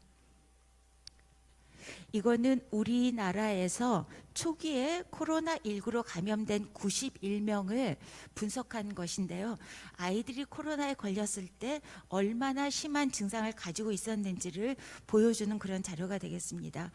재미있는 것은 증상이 전혀 없는 경우가 22%가 되겠고 그리고 진단 전에 증상이 있었는데 굳이 이거를 의사한테 오지 않고 한 3일 정도를 그냥 지낼 수 있을 정도로 그 증상 자체가 심하지 않았다라는, 즉 소아에서의 증상은 별로 심하지 않는다라는 것을 알 수가 있었습니다. 그래서 이제 말씀드리고자 하는 거는 소아에서의 증상 감염 여부 그리고 입원율 그리고 사망을 연령별로 비교를 했었을 때 그 기준을 5세에서 17세로 보면은 이 5세에서 17세의 소아 청소년보다 나이가 많을수록 감염률과 그리고 입원율 그리고 사망률이 증가하는 것을 알 수가 있겠습니다. 그런데 여기서 한 가지 눈여겨보실 게 5세보다 더 어린 연령인 5세 미만은 발생 건수는 낮지만 입원율과 사망은 5에서 17세보다는 더 높은 것을 알 수 있고요. 이 발생률 자체도 오미크론에 와서는 5세 미만에서의 발생이 5에서 17세보다는 더 증가하는 것으로 변화하는 추세임을 알 수가 있겠습니다. 그래서 결론적으로 오미크론 이전까지는 소아청소년은 감염될 위험이 낮고 증상도 매우 경미하고 다른 사람의 감염을 전파시킬 위험이 낮다라는 그런 결론이었었는데 이런 것들이 그 이후에 많은 변화를 일으키게 되었습니다. 최강원 선생님께서 그 변이 알파에서부터 오미크론 하이까지에 대한 보고 시점 그리고 WHO에서의 그런 그 VOC에 대한 데지그네이션 데이터를 이미 말씀해 주셨는데 이 변이주가 갖고 있는 그런 의미는 얼마나 전파력이 높은지 얼마나 심한 질병을 일으키는지 그리고 백신 면역 회피가 얼마나 되는지에 대한 것을 보겠는데 아까 말씀해 주신 것처럼 델타에서는 전파력과 중증도도 더 심해진 아주 특이한 케이스가 됐었고 그리고 오미크론 이후에는 전파력이 훨씬 더 높아지는데 중증도는 좀 낮은 그런 경향을 보이는 것 같고 델타까지는 괜찮았는데 오미크론에서는 백신 면역의 회피를 보이는 그런 특징이 있는 것으로 요약을 할 수가 있겠습니다. 이러한 변이 바이러스의 출현으로 인해서 소아에서의 발생 경향이 어떻게 변화되었는지를 말씀드리도록 하겠습니다. 이거는 21년 7월이니까 델타 변이가 되자마자까지의 소아청소년의 데이터인데요. 우리나라에서 9세 미만까, 즉 10세 미만까지는 전체 인구의 약 8% 정도이고 10세에서 20세 미만은 9% 정도라서 요 소아청소년의 연령은 전체 인구의 한 18% 정도를 차지한다라고 보면 되겠습니다. 18% 안쪽입니다. 그런데 델타까지 보시면은 각각의 연령이 차지하는 전체 인구 분포에 비해서 감염률을 보면은 더 낮은 것을 볼 수 있는데 점차 증가하는 추세에 있었습니다. 그럼에도 불구하고 전체 감염률은 이때까지만 해도 낮은 추세였었습니다. 그래서 요 보시면은 이게 젊은 연령이죠. 젊은 연령을 보시면은 대부분 다른 연령에 비해서는 감염률 자체가 낮은 것을 볼 수가 있겠습니다. 다음을 보시면, 그런데 소아의 성인에서 백신이 도입이 되고 그리고 소아에서 백신 접종을 하고 난 다음에 많은 것들이 변경이 됐습니다. 맨 왼쪽은 2020년인데 보시면 이 초록색과 빨간색의 발생률이 상당히 낮고 점선이 성인이 되겠습니다. 그리고 2021년에는 고3 접종으로부터 해서 12세, 16세에 접종을 시작을 했었을 때 발생률이 증가하다가 이 연령이 12세, 17세에 접종을 했더니 증가하는 추세가 꺾이는 것을 볼 수가 있습니다.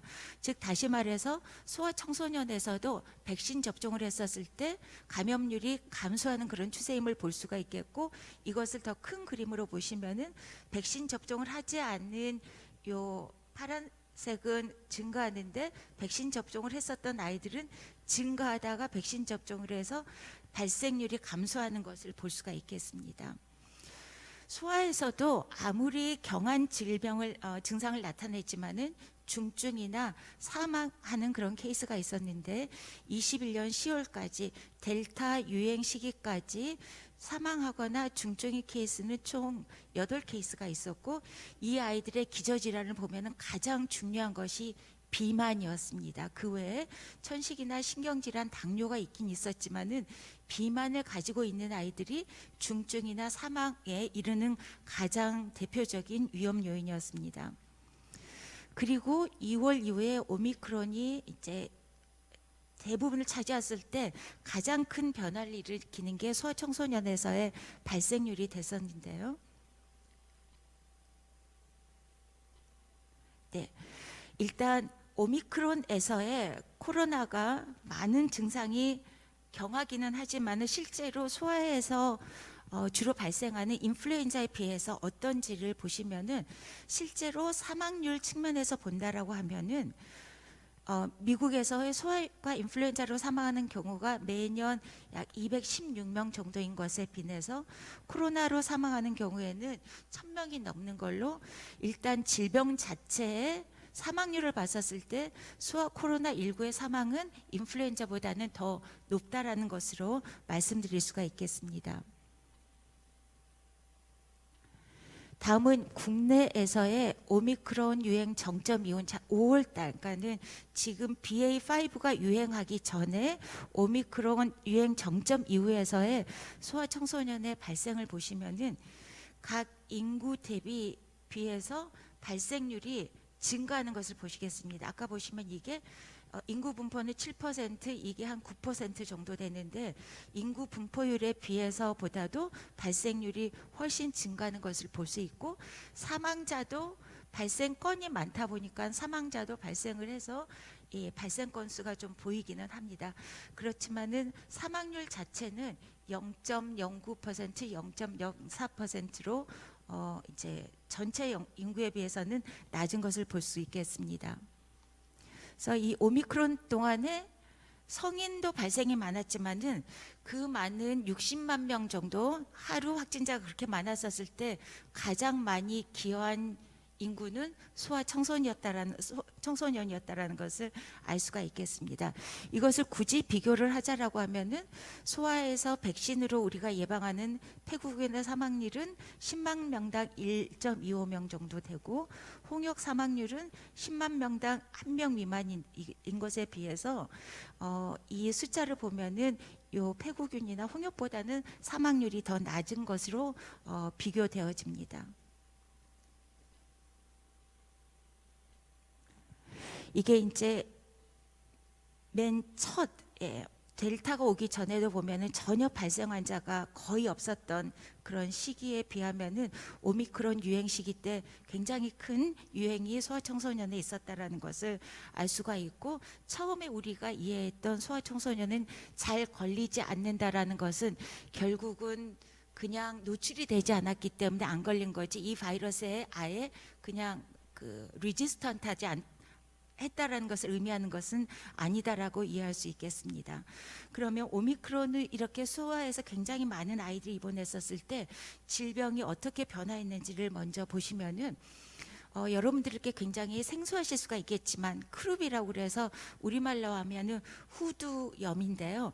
그 아이들 상기도 목소리를 내는 후두에 염증이 있어서 아이들이 호흡곤란이 오는 겁니다. 애들의 특징이 기도가 성인에 비해서 굉장히 좁기 때문에 이 후두염 자체 때문에 애들은 호흡곤란이 올 수 있는데, 이 질병은 아주 특징적으로 잘 나타내는 증상이 미국과 그리고 유럽, 그리고 오른쪽에 보시면은 우리나라에서도 이 오미크론이 유행했었을 때 크룹으로 응급실을 방문하고 그리고 호흡기 치료를 받아야 되는 환자들이 매우 증가하는 그런 경향을 보였습니다. 지금 하이 분포의 지금 BA 1, 4, 5 지금 거의 대부분 BA5가 유행하고 있는 그런 시점인데요. 그럼 첫 번째 오미크론 이후 하이 변이가 있는 지금 시점은 어떤지에 대해서 소아청소년 입장에서 살펴보도록 하겠습니다. 이게 최근에 소아청소년의 사망 건수가 많이 노출이 되면서 우려를 낳고 있는 게 과연 애들이 코로나로 인해서 너무 많이 사망하는 것이 아닌가라는 그런 우려가 있습니다. 결국은 감염 건수가 많기 때문에 사망 건수가 증가할 수밖에 없는데, 실제로 사망률과 그리고 치명률을 보시면은 그림에서 보시는 바와 같이 40대 이후에서부터는 0.01%로 여전히 낮게 유지되고 있고, 그렇지만 이 건수로 보신다라고 하면은 최근 들어서 발생 건수가 많아지면서 여기 맨 밑에 있는 20세 미만에서의 사망 건수가 높게 보고되고 있고, 그 상당히 많았었던 게 7월 4주째 발생 건수로 보실 수가 있겠습니다. 그러면 소아는 지금까지 변이주가 많이 있었는데, 처음에 나타났었던 우한주에 비해서 알파 변이주, 그리고 델타 변이주, 오미크론 변이주에서의 증상을 보시면 처음 변이가 없었던 우한주에 의한 감염이 가장 심했었고, 그리고 성인과 마찬가지로 델타 변이 때는 알파 변이나 우한주보다도 더 증상을 호소하는 정도가 이 밑에 연하게 보여 있는 게 델타 변이주를 보이는데요. 델타 변이주에서 소아에서도 증상을 호소하는 경우가 더 흔하였습니다. 그런데 다행히 오미크론 때 크룹이 많이 나타나긴 했지만은 델타 변이에 비해서는 증상의 중증도가 더 낮았다라는 그런 자료가 미국과 우리나라에서도 보고되고 있습니다. 이거를 이제 그 변이 측면에서 본다라고 하면은 소아 청소년에서도 그 오미크론과 오미크론 하이 변이에서의 전파는 급속히 증가했고, 그리고 임상 양상은 크룹이거나 또는 이전 감염됐었던 아이들이 재감염되는 것으로 나타나고, 치명률이나 사망률 자체가 증가하진 않았지만 발생 건수가 증감에 따라서 사망 건수가 상당히 보고되고 있는데 이 사망 건수의 상당수가 심장 또는 신경계를 합병하는 그런 합병증으로 사망한다고 보고되고 있고, 지금 이 케이스에 대해서는 현재 질병관리청과 소아감염학회가 분석 중에 있어서 자세한 자료는 아마 1, 2주 후에는 분석이 완료될 수 있을 것이라고 생각하고 있습니다.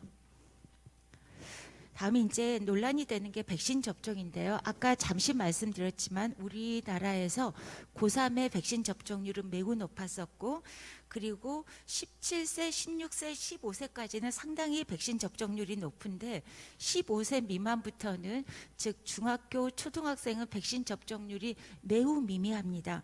어떤 문제가 있는지 한번 살펴보도록 하겠습니다. 먼저 백신 접종을 하려면 과연 각 나라에서의 이 연령에서의 질병 부담이 중요한데요. 특히 우리나라에서 백신 접종률이 매우 낮은 5세에서 11세를 질병 부담을 미국이나 캐나다, 유럽, 우리나라를 비교를 해보면 상당히 유사합니다. 그러니까 발생 정도도 거의 유사한 정도고 입원율도 낮고 중증화 가능성도 있기는 있지만 그렇게 높지는 않고, 우리나라에서는 이 자료를 분석할 때만 해도 모든 환자를 시설 내에 격리하고 입원을 시켰기 때문에 정말 의학적으로 입원이 필요한 경우에 대한 평가는 어려웠었습니다. 사망률 자체도 각 나라의 사망률이 매우 유사한 것을 볼 수가 있습니다. 즉 이걸 정리를 하면 5세에서 11세는 발생은 높기는 높은데 중증도는 낮고 사망은 매우 낮은 것을 이제 요약할 수가 있겠는데요.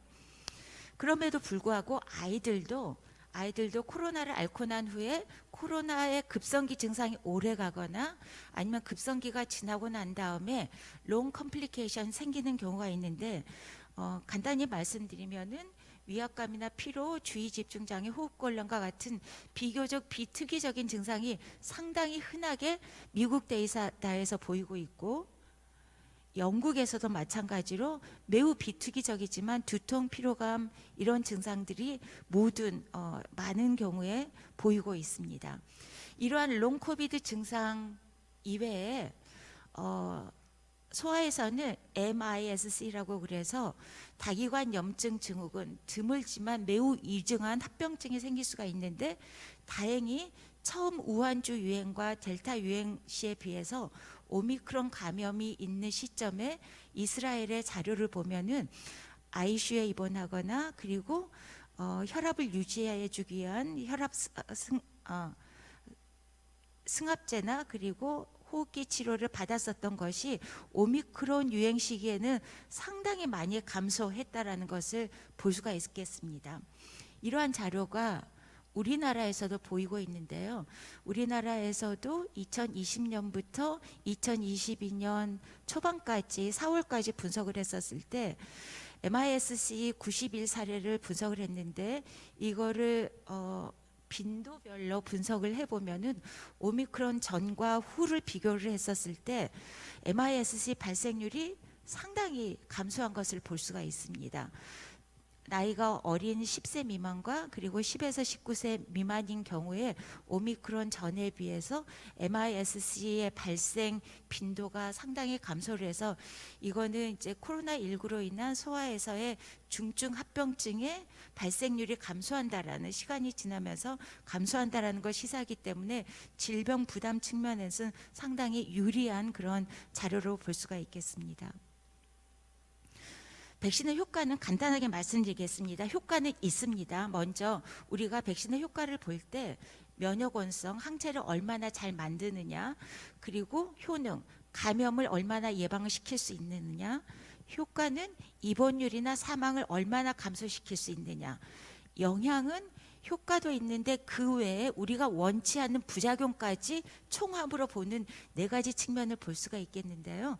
먼저 면역원성은 소아에서 백신을 맞추면은 성인보다는 항체를 더 잘 만든다. 그래서 면역원성은 성인보다 더 훌륭하다라는 것, 우수하다라는 것을 볼 수가 있겠고요. 네.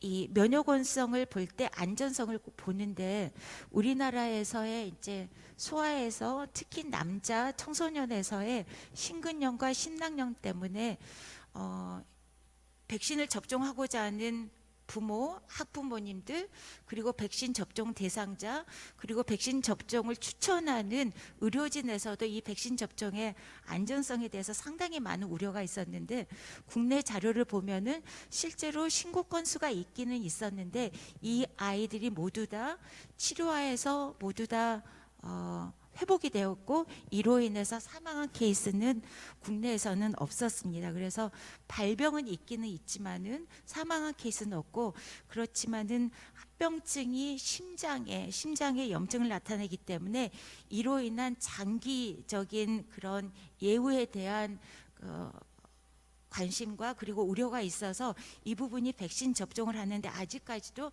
많은 그런 걱정이 되는 그런 데이터가 되겠습니다. 다음은 효능은 간단하게 보시면은 화이자 백신 접종에서는 청소년에서는 100% 증상 있는 감염을 예방하실 수 있고 소아에서는 90% 그리고 모더나 백신인 경우에는 92%의 유증상 감염을 예방할 수 있다라고 데이터가 나왔습니다. 그런데 이 자료는 단기간을 본 것이기 때문에 오랜 기간 동안에 장기간 추적했었을 때 결과는 요것만으로는 알 수가 없고 결국은 효과 데이터에서 볼 수가 있겠는데요. 효과에서 데이터 보면은 입원을 줄일 수 있다. 그러니까 입원료를 상당히 줄일 수가 있죠. 델타 기간에서 오미크론 기간에서도 입원과 그리고 중증 감염은 예방시킬 수 있다라는 것이 되겠습니다. 이 부분이 해석이 굉장히 어려울 수 있는데요. 소아는 고위험군이 아닌데 소아에게 백신 접종을 했었을 때 백신의 접종 효과를 중증 감염이나 사망 감염으로 평가할 수 있다라는 그런 새로운 측면을 보여주는 그런 자료가 되겠습니다. 영향으로는 근데 애들을 입원시키지 않고 사망하지도 않고 이런 것도 있기는 있는데 그 외에 백신을 접종을 하면은 감염에 대한 예방 효과는 그렇게 크지 않을지 모르지만은 적어도 학교를 자유롭게 다닐 수가 있고 중증 감염을 예방할 수 있기 때문에 그런 부분에 대한 것들을 고려해야지 되고 또 코로나19로 인해서 영향을 받는 아이들이 주로 모든 아이들에게 동등하게 영향을 받는 게 아니라 취약계층, 경제적으로나 그리고 가정의 한부모 가정, 미혼모 가정, 기저질환을 갖고 있는 아이들한테서 영향이 더 크기 때문에 백신 접종으로 인해서 이러한 불균형적인 그런 영향을 해소시킬 수 있다라는 그런 사회적인 영향 측면에서도 백신 접종의 필요가 있다라고 이해를 하고 있습니다. 그래서 국내 자료에서 보면은 이건 고3 우리나라에서는 이제 수능이라는 것 때문에 굉장히 우리나라 사회적인 그런 여건으로 고3 백신 접종을 했는데 보시면 델타가 유행을 했었을 때 고3은 올라가다가 백신 접종에서 현저하게 감소하는데 고2 그리고 고1 아이들은 계속 증가하는 것을 볼 수가 있습니까? 백신의 단기전 효과가 매우 훌륭했었다라는 것을 알 수가 있고요. 네. 그리고 이게 아마 지난주에 자마 네트워크에 나온 건데 이 자료가 시사하는 바가 이게 12세에서 15세 그리고 16세에서 17세, 18세의 감염 자체에 대한 예방 효과를 백신을 접종한 후 경과된 시점별로 봤었을 때 효과가 있다가 시간이 경과하면서 감염 자체에 대한 예방 효과가 감소하는 대신 중증 감염과 사망에 대해서는 시간이 경과해도 그대로 유지된다라는 아주 중요한 자료가 이제 발표가 됐습니다. 이 자료가 발표되면서 우리 소아 청소년에 대한 백신 접종의 전략을 다시 한번 논의를 해야 될 그런 시점인데 지금 현재 우리나라에서는 지금 현재 레커멘드 하고 있는 게 12세, 17세 그리고 5에서 11세 모두 고위험 기저질환이 있는 중증화 위험이 있는 기저질환을 가진 이 연령 아이들에게 모두 다 적극 권고하는데 그렇지 않는 경우에는 선택해서 접종하라라고 저희가 지침을 만들고 있습니다. 이 선택 접종이라는 게 사실은 굉장히 어려운 것인 줄을 알면서도 이렇게 지금 지침을 만들 수밖에 없는 그런 상황이었는데요. 그러면 과연 백신 접종을 추천하는 소아청소년과 의사와 그리고 백신 접종을 막고자 하는 학부모들의 생각이 어떤지를 한번 보면 이게 5세에서 11세 소아에게 백신 접종을 할 것인지 전문가들에게 물어봤었을 때 모두 다 적극 추천하는 게 5점이고 추천하지 않는다라는 게 1점이라고 했었을 때 2.5 정도 됐습니다. 2.9 정도 됐습니다. 그러니까 굉장히 중립적이죠. 맞추겠다라고 권장하겠다는 사람이 반, 안 하겠다는 사람이 반이었는데 더 중요한 거는 학부모 입장에서 보면은 강하게 맞추겠다는 사람 있기는 있는데 모르겠다는 사람이 거의 대부분이고 모르는 사람 중에서도 더 많은 사람이 지금은 안 맞추고 싶다. 다른 사람이 맞추는 거를 기다리겠다라고 하는데 이런 결정의 가장 기본적인 문제가 백신의 효과는 관심보다도 백신에 의한 이상 반응이 있으면 안 맞추겠다. 이상 반응이 생겼을 때 피해 보상이 제대로 되는 거 두 가지 관심이 있으셔가지고 학부모님들이 상당히 백신 접종에 대해서 부정적인 그런 생각을 가지고 있었습니다. 그래서 이 개개인에 대한 코로나19로 대한 위험 그리고 이걸로 인해서 개인과 사회가 얻는 이런 이득이 지금 다시 한번 지금 오미크론이 지나고 난 이후에 재평가돼야 될 시점이라고 생각을 하고 있고요. 네. 그 외에 이제 백신 접종도 있고 오늘 이제 많은 분들이 방역 조치에 대해서 관심을 갖고 계시는데 지금 우리나라에서 코로나19 방역 조치에 대해서 지금 왼쪽에 리스트한 거와 마찬가지로 상당히 많은 그 방역 조치가 있습니다. 이 중에서 지속 가능한 것들을 본다라고 하면은 손위생, 마스크 착용 아마 할 수 있을 것 같고 학교 폐쇄, 등교전 선제 검사, 발열 체크, 급식 제한, 비교과 활동 제한, 학원 비대면 수업 이런 거는 지속 가능한 방역 조치가 아닐 거라고 생각이 됩니다. 지속 가능한 굉장히 이게 저희가 신뢰할 수 있을 만한 백신 접종 있는데 실제로는 접종 대상자들이 이에 대해서 순응도가 상당히 낮은 그런 상황이 되겠는데요. 먼저 학교 폐쇄에 대해서 수학과 선생님이니까 제가 간단하게 말씀을 드리고자 하는데 우리가 확진자 수를 계산을 할 때 저는 아이들의 결석 일수를 계산을 하였습니다. 그래서 이게 작년 1학기를 지나고 난 다음에 제가 아이들 학교 등교 일수, 우리나라 학생 수 그리고 등교 일수가 50%, 70%를 유지했었을 때 결석 학생 수를 계산을 했었을 때 2020년에 300만 명 그리고 2021년 1학기 때 179만 명이 결석을 했었거든요. 이 숫자는 코로나 확진자 수, 사망자 수를 훨씬 더 상회하는 큰 숫자입니다. 그러니까 간단한 숫자이긴 하는데 아이들을 학교를 꼭 보내야 된다라는 건데요. 이거를 이제 아이들이 그러면은 학교를 폐쇄했을 때하고 그리고 집에 있을 때 언제 감염되는지 그 경로를 보면은 요거는 학교를 보내지 않았을 때 아이들은 거의 대부분 학교 밖에서 감염이 되는 것을 알 수가 있습니다. 당연히 그렇겠죠. 학교에서 보낸 시간이 없으니까.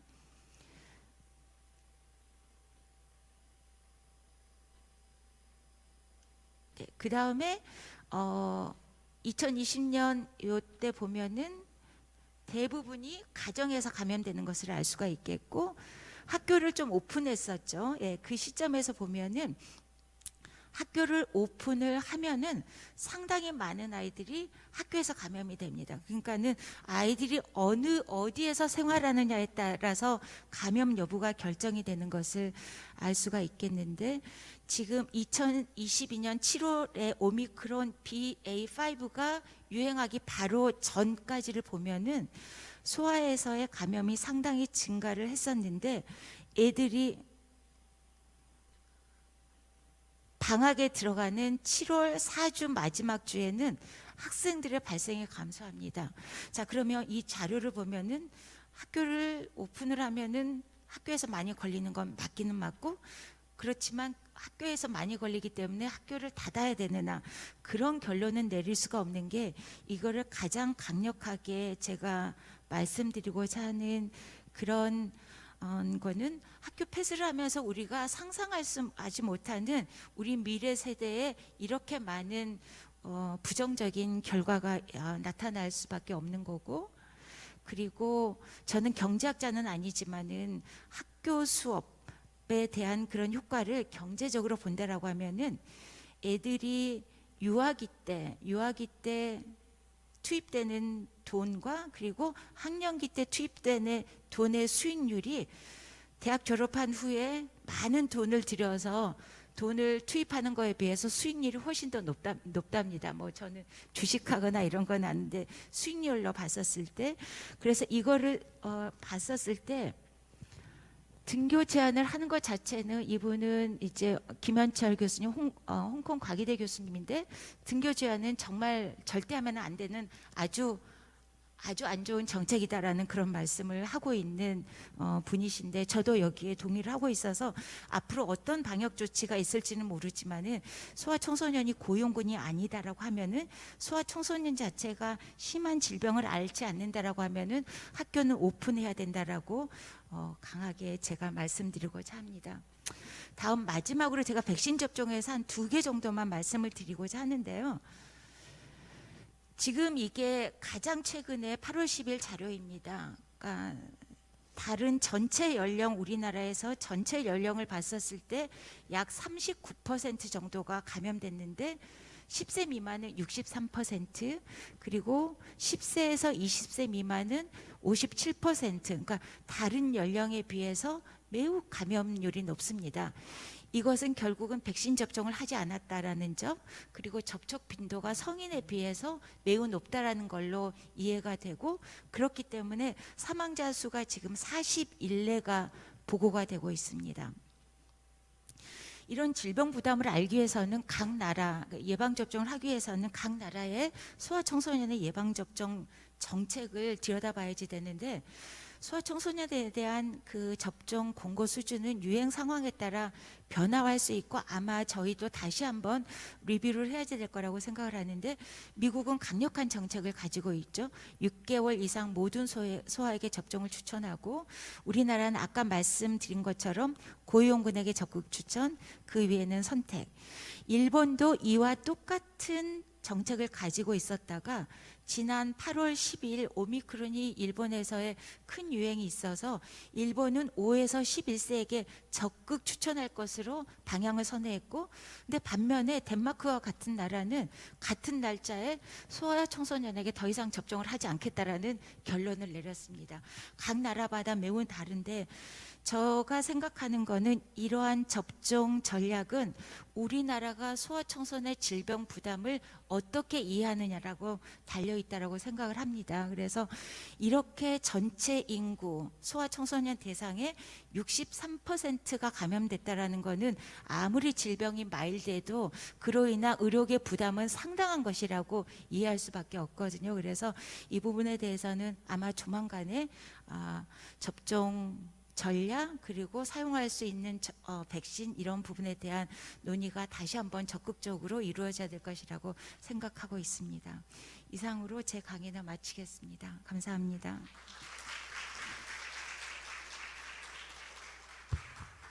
네, 최은하 교수님 발표 감사합니다. 그럼 이번 발표에 대한 질의응답 시간을 갖도록 하겠습니다.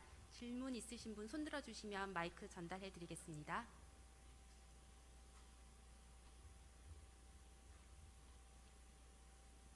없으신가요? 네.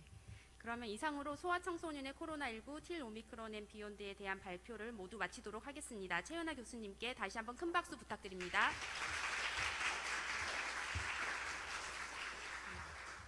잠시 장내 정리 시간을 갖겠습니다. 시간 관계상 좀 지체가 되어서요.